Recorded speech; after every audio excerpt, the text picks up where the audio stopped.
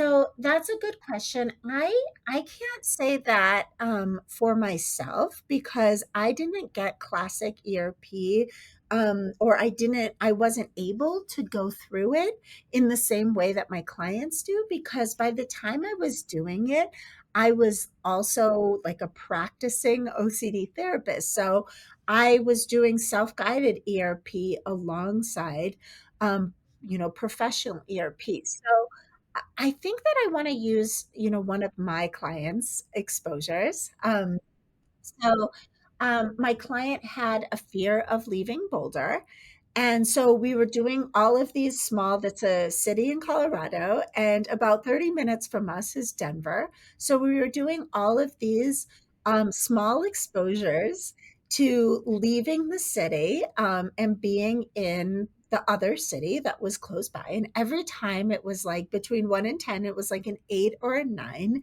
But he was doing them. He was like truly confident and gaining more confidence. And so he decided to like face his fear and get on a plane. And in that moment, when he was already on that plane, that's when the panic attacks started. But there was no getting off the plane, right? Like, there's no way, pilot, go back to Denver. I'm having a panic attack. And so he had to have that full arc of the thing that he feared, but he was sort of stuck in that exposure, and was able to, by the time the plane landed, he was able to re-regulate.